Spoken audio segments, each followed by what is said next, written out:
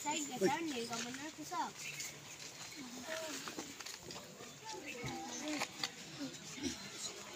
আমি সকলোৱে জানো যে কাৰ্বন ডাই অক্সাইড এটা ক্ষতিকাৰক গেছ।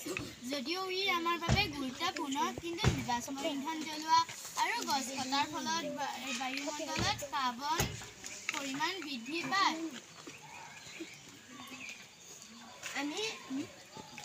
আমি প্ৰকৃততে এই পদাৰ্থ দেখা নাপাওঁ, যদিও ই যিমান ডাঙৰ হ'ব আমাৰ পৃথিৱীৰ কাৰণে সিমানেই বেয়া। হয়, এতিয়া মনত পৰিছে, কাৰ্বন ডাই অক্সাইডক সেউজ গৃহ গেছ বুলিও জনা যায় আৰু বহু বিজ্ঞানীসকলৰ মতে এই সেউজ গৃহ গেছেই আমাৰ গ্ৰহটোক উষ্ণ কৰি তুলিছে, যাৰ ফলত গোলকীয় উষ্ণতা বৃদ্ধি পাইছে। তহঁতি এতিয়া বুজি পাইছনে?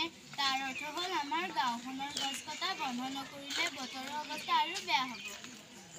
তাতোতকৈ ডাঙৰ কথা হ'ল, আমি যিমানেই বেছি জীৱাশ্ম ইন্ধন জ্বলাম, সিমানেই আমাৰ কাৰ্বন ফুটপ্ৰিণ্ট ডাঙৰ হ'ব।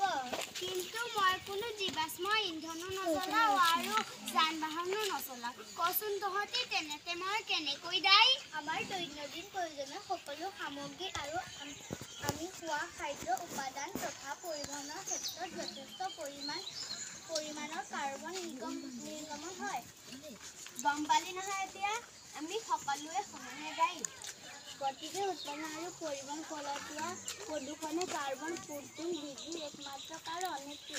নহয় এটা উদাহৰণ দি কওঁ ৰবি। আমি সকলোৱে মোবাইল ফোন ব্যৱহাৰ কৰোঁ, নহয়নে? কোনে দেখোন প্ৰদূষণৰ সৃষ্টি নকৰে। সঁচা, কিন্তু মোবাইল ফোন 1 ঘণ্টা ব্যৱহাৰ কৰোঁতে হোৱা কাৰ্বন নিৰ্গমন নিউয়ৰ্কৰ পৰা লণ্ডনলৈ উৰাজাহাজত যোৱাৰ সমান। নিউয়ৰ্কৰ পৰা লণ্ডন ইমান বেছি? অ' মাই গড! এইটো সঁচা যে আমাৰ পৰিৱেশ সংকটত আছে। কিন্তু আমি কাৰ্বন ফুটপ্ৰিণ্ট হ্ৰাসৰ বাবে কিবা কৰিব পাৰোঁ নেকি? আমি 3Rৰ নিয়ম মনত ৰখা উচিত। ৰিডিউচ মানে হ্ৰাস কৰা, ৰিউজ মানে পুনৰ ব্যৱহাৰ কৰা, ৰিচাইকেল মানে পুনৰাৱৰ্তন কৰা।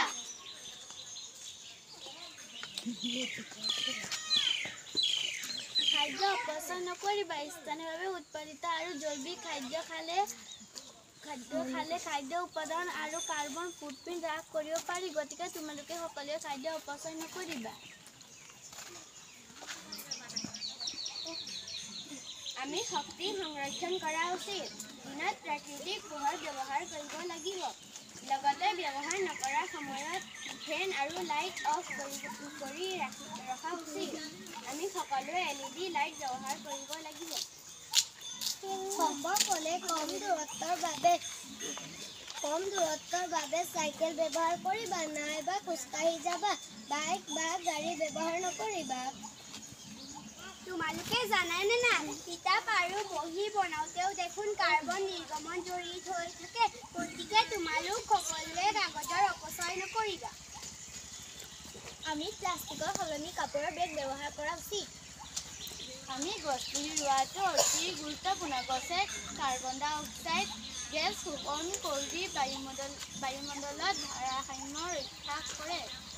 মই শুনিছোঁ যে চণ্ডীগড় বিদ্যালয়সমূহৰ কাৰ্বন ফুটপ্ৰিণ্ট ঋণাত্মক আৰু চণ্ডীগড় 2030ৰ ভিতৰত প্ৰথম